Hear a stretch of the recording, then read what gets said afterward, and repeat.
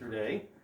So we're going to go through business structure and potential risks. So we're going to look at some of the advantages and disadvantages of different legal structures, look at some of the regulatory and taxation issues, and then spend a little bit of time talking about potential business risks.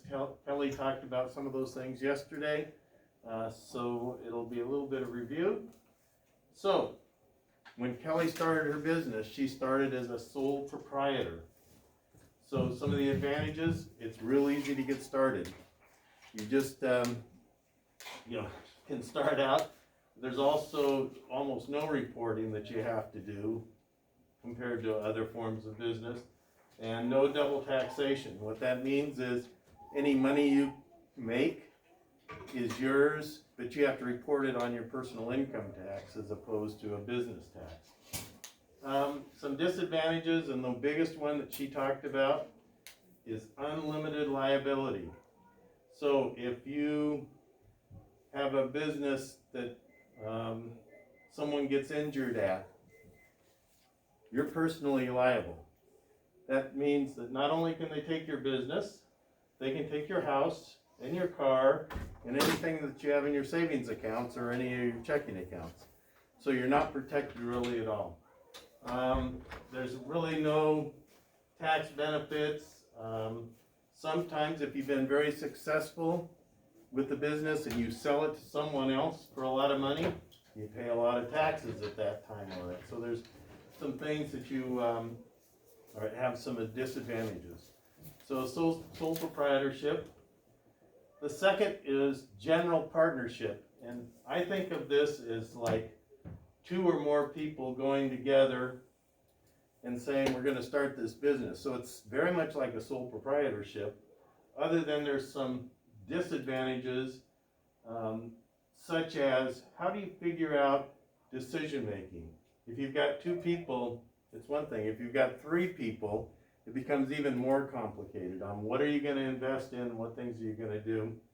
So it's not very well structured. It's one of those things that oftentimes partnerships end up in not being partners at all, but not liking each other very well either. So, understanding all of that, I would not recommend sole proprietorship. I would not recommend a general partnership for your businesses.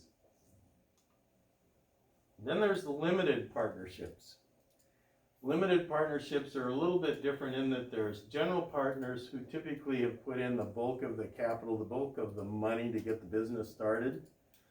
The limited partners are the ones who put in some money, but they don't have really any say about how things are done.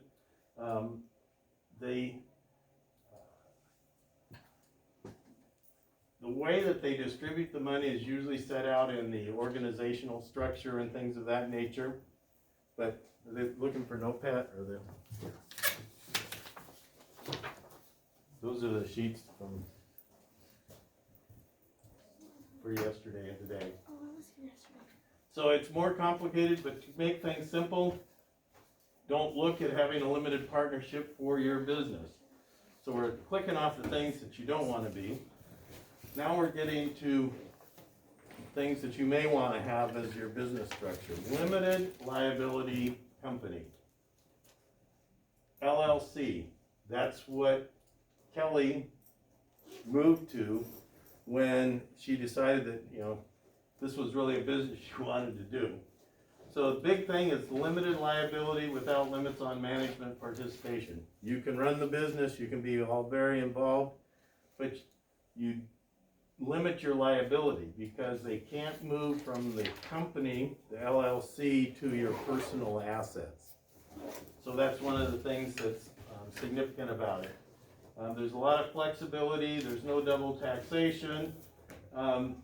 This is probably the most accepted form of business for small businesses that are starting up. The vast majority start out as an LLC when they really get serious about a business. So if you were going to do one, this is probably one that you want to look at. There is some cost of getting it set up, and there's some other tax benefits or tax issues that aren't as good as some other structures, but for your businesses, this is probably the one that I would recommend. The other one I would recommend is S Corporation. When we started our coffee shop, we did an S Corporation. The main reason for us doing the S Corporation is you actually have stock that you create. My wife and I each had 50% of the stock, but part of the reason for doing it was we wanted to transfer the business over time to our daughter. So we could transfer some of the stock to her each year, giving her a bigger share of the company. She decided she wanted to be a teacher instead of running a coffee shop, and I think that was probably a good decision, because being a teacher is a good profession. So, but it's similar in a lot of respects to an LLC. There is some cost. It cost us about $1,200 to get it set up, and that was about 15 years ago. So it's probably more than that. There are some limits. You have some annual reporting requirements and things of that nature. But the bottom line is there's two forms of corporation, or two legal structures that I think you should consider. One being an LLC, one being an S Corporation. If you ask me what I would recommend for you, I think LLC would be the way to go. Okay, so regulations and taxes. Kelly talked a little bit about taxes yesterday. Personal income tax. When you start making some money, whether you're an employee or have a business, you're going to have to pay personal income tax. It starts out that if you're making a little bit of money, you don't have to pay any taxes, but once you get above like $15,000 or $20,000 a year, then you're into the point where you start paying taxes, and the government wants 15%. And then as you make more money, it goes on up to 35, 40% of what you make. Business income tax is if you have a business, that's taxed separately. The profits of the business currently are taxed at 21%. That is going up, likely somewhere between 21 and 28%. So again, the government always wants their share. Now, next one is sales tax. Who has paid sales tax? Raise your hand.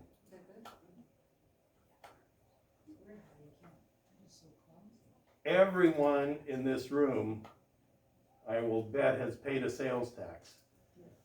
So when you go to the grocery store, if you buy food, you don't have to pay a sales tax on it. But if you buy a Coke or some gum or some candy, there's a sales tax. If you go to a restaurant and buy a hamburger with French fries and a Coke, there's a sales tax on it. When you look at your receipts, generally the sales tax is listed separately. Do you know what the sales tax rate is here in the Chelan-Manson area? No idea. Any guesses? Sure. A guess, someone. I don't know. Wait, like, is it a percentage? It's a percentage. Say below 1%. 5%. 5%'s getting close. You currently pay 8.3%. So, if you buy a $10 hamburger, French fries, and a Coke, they add on 8.3%. So that's $10.83 that you pay for that $10 hamburger and Coke and French fries. So one of the things that you all should be aware of is you're paying sales tax. You're paying taxes that go to the state and the county and the city and things of that nature, and they collect it all the time. They just, if you're in business, the business owner has to collect that, but it's not their money. They have to turn around and give it to the state. And that's what gets a lot of businesses in trouble is they think that it's their money, and then it comes time to pay their sales tax to the state, which used to be quarterly. Now for most businesses it's every month. You have to write a check to the state for the sales tax that you collected because it wasn't your money. Some other taxes: property tax. If you own a $300,000 home in Manson, you're probably paying a little over $3,000 a year in property taxes. And what does that go for? It goes to the state, the county, school districts, water districts. They all get a piece of that. It all adds up. And then there's payroll taxes. We've talked a little bit about that. If you have employees, you have payroll taxes. And then other taxes like the B&O. And in the state of Washington, there's a business and opportunity tax. And it's not a lot, but it is like about 1% or 1.25% of what you make. Not your profit, but how much revenue that you take in. So, right off the top, you figure you charge $10 for something. What's 1% of that? About 10 cents. Yeah. So out of every dollar, 10 cents, or out of every $10, 10 cents goes to the state just because you have the opportunity to make money. Regulations, she talked a little bit about business regulations, employee laws, and environmental laws. Business regulation, one of the things that, if you're in the food service business, you've got the health district that you need to deal with. You need to look at whether you have a business license. In most cities, you have to have a business license. In the county, typically you don't. Employee laws, if you have employees, there is a whole lot of stuff that you have to think about with employees in terms of unemployment tax and things of that nature that are also all part of that payroll tax. And then environmental laws, and the one that I think about is if you're running a boat on Lake Chelan for a food service, there may well be some environmental issues that you have to think about. What happens with your wastewater? What happens with, all of the things, that you have associated with having a boat? There's regulations on it. So, some environmental issues that could potentially be there. I'm going to, just go through this quickly, but you need to think about what are the taxes and what are the regulations that you're going to have to deal with. The last area is insurance, and she talked about general liability. And what would general liability insurance cover?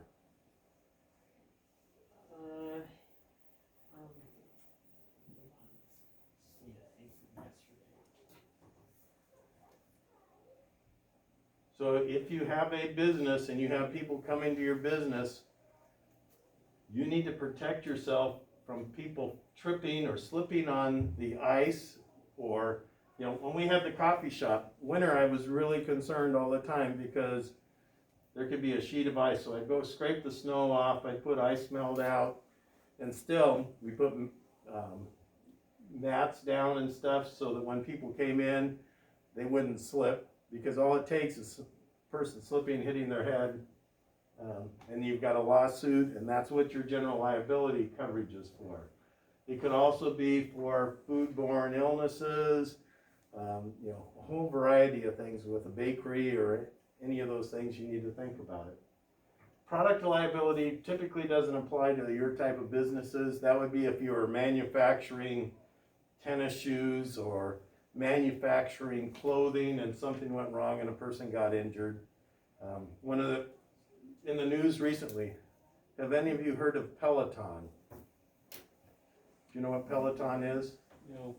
Peloton's a company that makes stationary bicycles, and they charge a lot of money. You pay like $50 a month to join their club and stuff.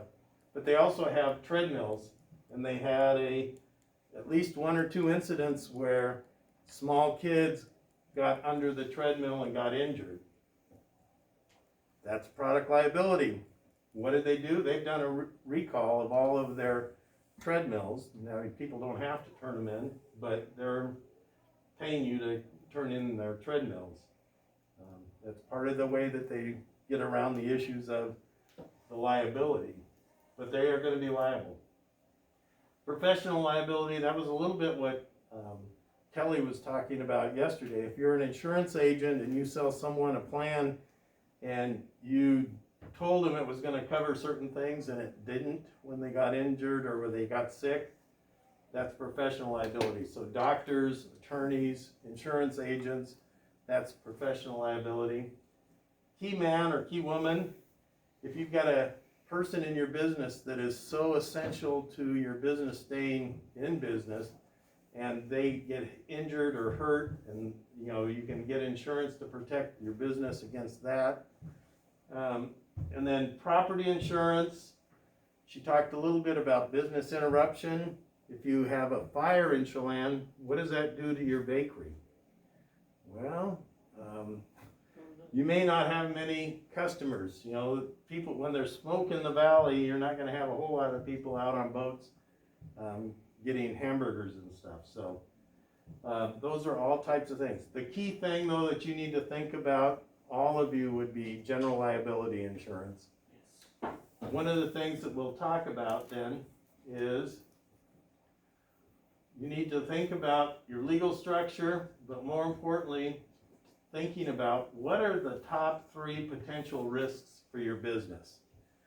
And so those risks could be things like your boat sinking or something like that.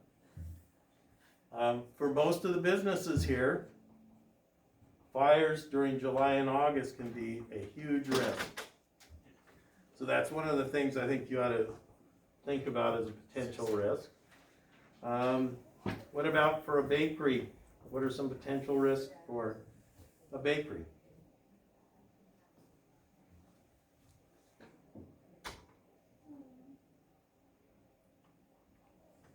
Someone getting sick eating your bakery products, or the other risk thing about a bakery is, so do you have nuts in any of your products? Do you have enough signage that says that there are nuts in your products that you're baking, so that people with allergies know that? That's becoming a bigger issue all the time.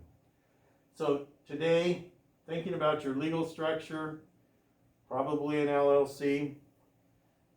2, thinking about potential risks, finalizing things. One of the things that we wanted to offer up is starting next week, after the morning's session at 11 o'clock and after this afternoon sessions at 2:52, did you write? Whatever time it was right after this. 3:22. 3:52, excuse me, 3:52. 22. 3:22. See, anyway, we're gonna offer to have Rotarians here to help you with your display and getting ready for the presentations. You've got essentially a little over 2 weeks to get everything done. So a lot of work to be done. So right now is the time to make sure that you figured out what colors you want, because we can get paints next week for people that, so actually by Friday we need to know if there's particular colors that you want for your display and you want paint or something, or if you want certain lettering things, tell us so that we can get those provided for you. You should be getting all of your headers, where it says startup expense, marketing strategy, all of those. On the sheet that says for the final presentation, all the things you need, you should have a header for each one of those with the font picked out, and then working on the details of each of those pieces. So a lot to work on. I don't know if I missed anything. I think so. You can take the last 10 minutes or so and work in getting that stuff put together, and I'll be around if you have questions.